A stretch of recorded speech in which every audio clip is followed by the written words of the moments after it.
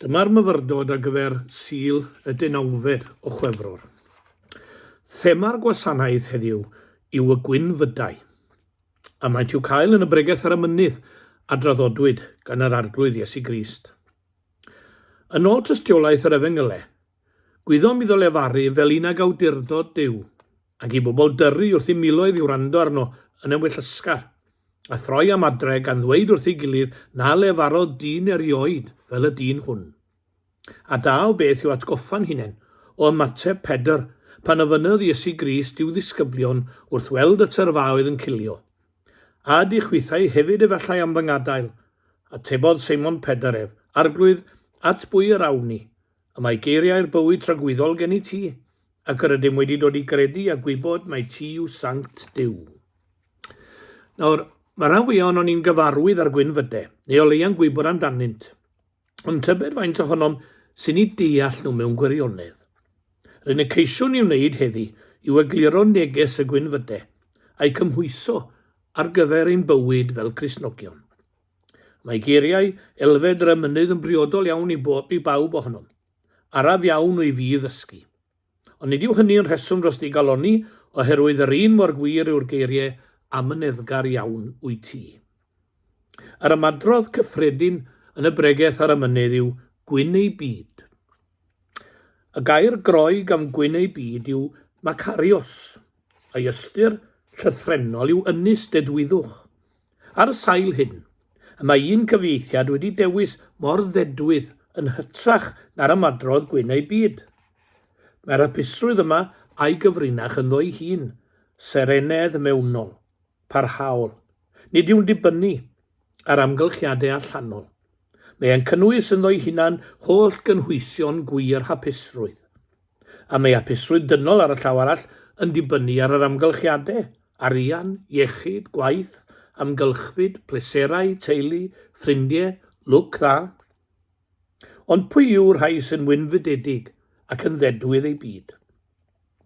Gwyn ei byd yr rhai sy'n dlodion yn yr ysbryd, oherwydd iddynt hwy yw teyrnas nefoedd. Mae cyfieithiad y ffordd newydd yn ddiddorol, ac yn esbonio'i hunan yn well efallai. Mor ddedwydd yw'r rhai sy'n cydnabod ei bod yn dlawd yn ysbrydol. Nhw buau teyrnas nefoedd. Dengys y cyfieithiad hwn, mae'r cam cyntaf i'r bywyd Cristnogol yw cydnabod ein tlodi ysbrydol. Y mae tlodi ysbrydol yn nodwedd sy'n perthyn i'r cyfoethog a'r tlawd, fel ei gilydd. Nid cyfoeth y byd hwn na diffyg hwnnw sy'n penderfynu ein tynged tragwyddol.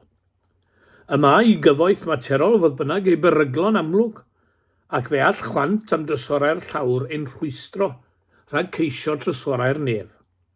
Cofiwn rybydd difrifol ein harglwydd, mor anodd yw hir a'i golidog fynd i mewn i deyrnas nefoedd, ac ymhellach rhybuddiodd ei ddisgyblion, nad yw bywyd neb yn dibynnu ar ei feddiannau. Term crefyddol yw'r gair tlawd yn y Gwynfydau, a'i amcan yw cyfeirio at dylodi ein cyflwr ysbrydol ger bron Duw. Yn arwyddocaol iawn dewisodd Martin Luther, y diwygiwr Protestanaidd, y gair cardotwyr yn ei gyfieithiad, yn hytrach na'r gair tlodion. Gwyn ei byd y cardotwyr ysbrydol. Fe ddwedwyd mae'r gwahaniaeth rhwng dyn tlawd a chardotyn yw fod gan ddyn tlawd ychydig o fwyd a dillad ac efallai tu uwch ei ben, ond nad oes gan y cardotyn ddim o gwbl. Nid yw'n meddu ar ddim, ac y mae ar dregaredd cymdeithas yn llwyr.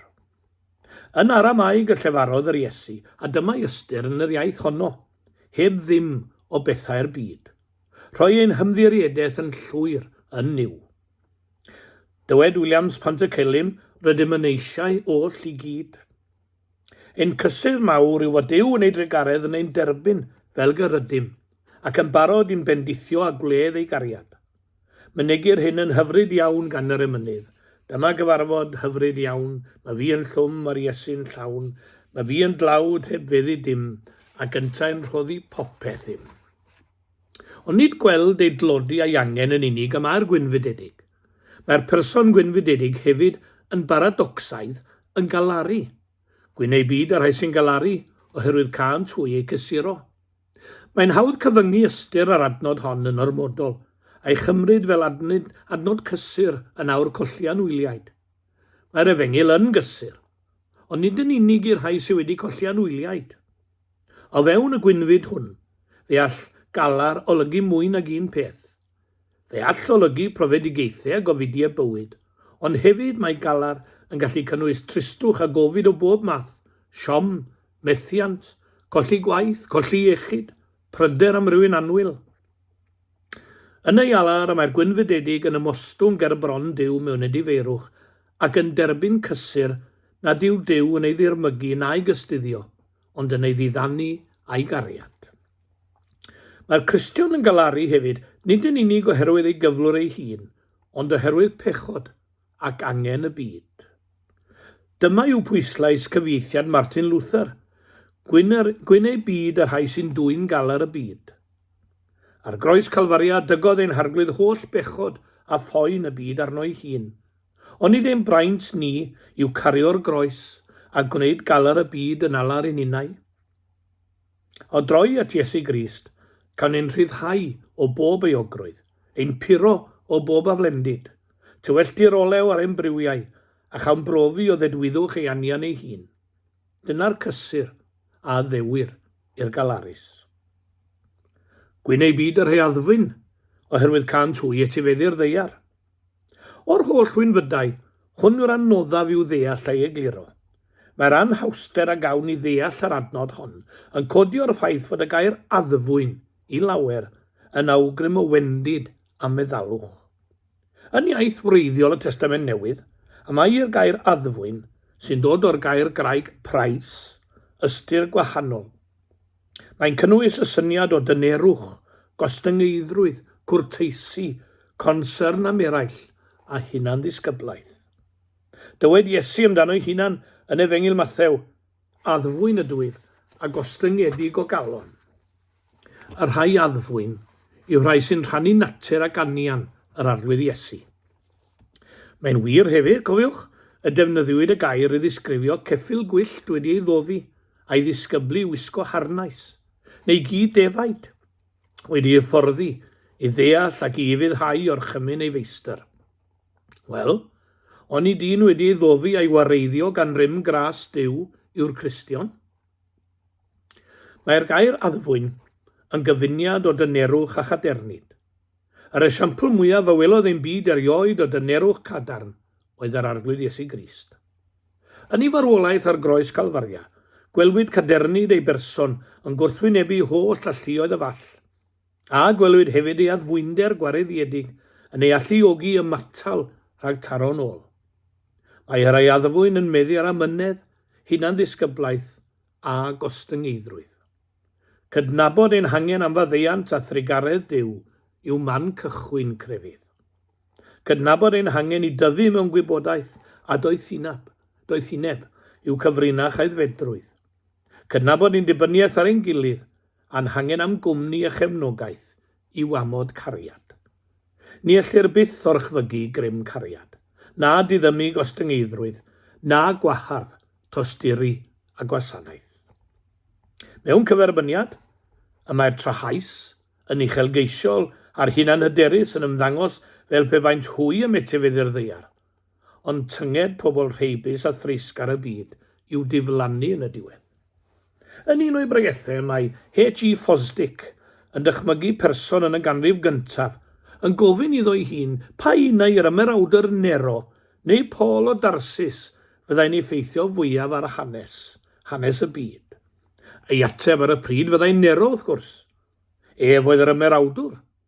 Doedd Paul yn ddim mwy na mymryn o bregethwr crwydrol a byddai pawb wedi anghofio amdano'n fuan.